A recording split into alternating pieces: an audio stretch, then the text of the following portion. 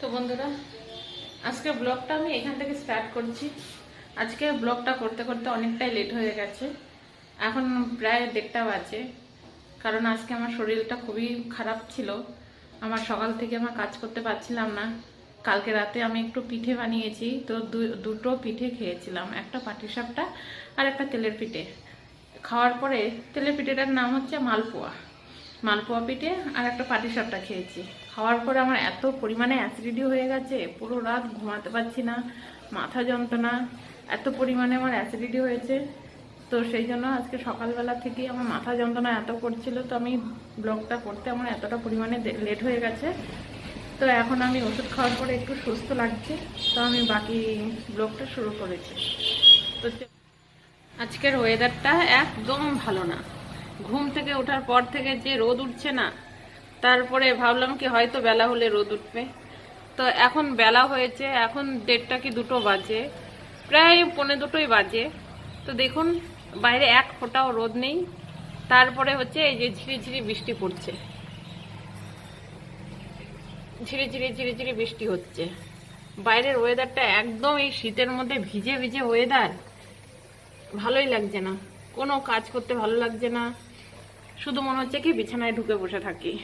আর বিছানায় ঢুকে বসে থাকলে তো আর হবে না, ঘরের সব কাজ পড়ে আছে, এখনো পর্যন্ত কোনো কাজে হাত লাগাইনি। বললামই তো আপনাদেরকে, সকাল থেকে আমার শরীরটা খুব একটা ভালো যাচ্ছিল না, তারপরে গিয়ে এখন এই কাজে শুরু করলাম। তো এখন এই যে ঘোষ এসেছিল, ঘোষে এসে দুধ দিয়ে গেল।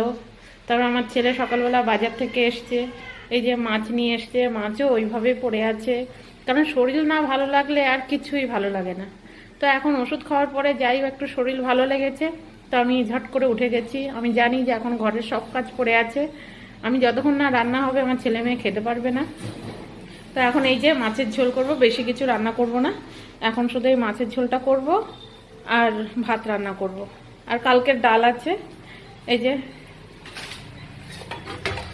কালকের এখানে ডাল আছে, এই ডাল দিয়ে আজকে মাছ দিয়ে গেছে। মাছগুলো এখন কাটা আছে, এই যে ধুতে হবে, আঁশ ছাড়াতে হবে।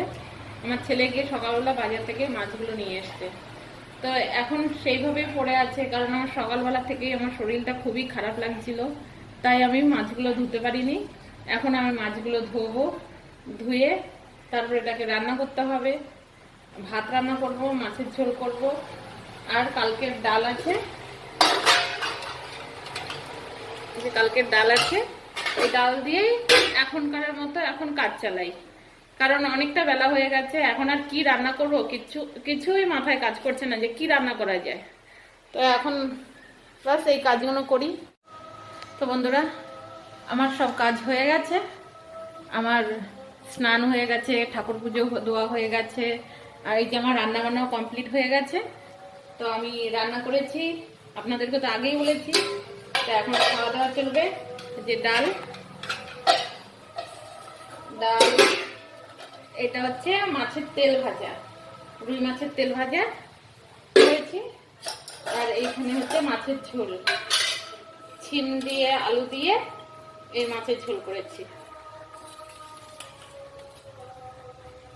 মাছের ঝোল হয়েছে, আর এই ভাত করা হয়েছে। তো এইখানে আমার ছেলে মাছ ভাজা পছন্দ করে, ও আবার মাছের ঝোলটা খুব একটা পছন্দ করে না। তো আমাকে এসে বললো যে মা আমার জন্য মাছ ভাজা রাখবে আর মাছের তেল রাখবে। এই যে আমার ছেলে মাছ ভাজা আর মাছের তেল দিয়ে গরম গরম ভাত খাবে। আর এইদিকে আমি এই যে রান্নার যে কাপড়গুলো খুব চিকনা হয়ে গেছিল, তো এই রান্নার কাপড়গুলো আমি এটা ভালো করে গরম করে নিচ্ছি। এটাকে ফুটানো হয়েছে যে চিকনাটা যাতে দূর হয়ে যায়। তো কাপড়গুলো আমি ধুয়ে নেবো পরে ঠান্ডা হলে, এখন ফুটিয়ে রেখেছি। তো বন্ধুরা আসুন তাহলে আমরা খাওয়া দাওয়ার কাজটা কমপ্লিট করে নিই, অনেকটা বেলা হয়ে গেছে যেহেতু। তো আমরা এখন খাওয়া দাওয়া করছি।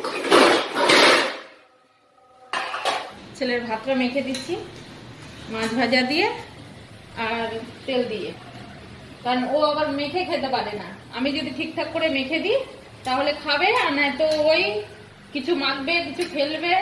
এত বড় ছেলে হয়েছে এখনো ভাত মেখে খেতে জানে না। তো এখন ছেলেটাকে ভাত মেখে দিচ্ছি। ভাত মাখা হয়ে গেলে তারপরে আবার মেয়েকে দিতে হবে। ওদেরকে এত বেলা হয়ে গেছে, কারোর কোনো খিদে নেই। আমার টেনশন লাগে এদিকে যে আমার এত বেলা হয়ে গেছে, এখন আমার ছেলে মেয়েগুলো খায়নি। তো যত তাড়াতাড়ি পারি আমি রান্না করে ঘরের কাজকর্ম সেরে ওদেরকে খেতে দিই। কিন্তু না, ওদের কোনো খিদে মেদে লাগেই না। আমার যখন কাজ ফেলা হবে তখন ওদেরকে খেতে দেবো। এই যে ওট ওট ওট, খেয়ে নে। এই যে ভাত দিয়েছি, মাছ ভাজা আর তেল।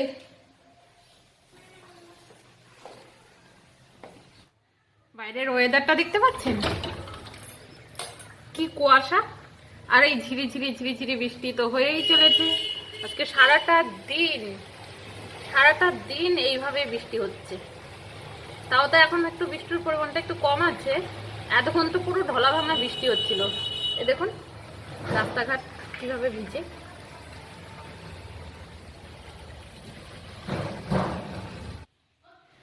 তা এখন আমি খেতে বসেছি। সাথে আছে মাছের ঝোল আর আছে ডাল।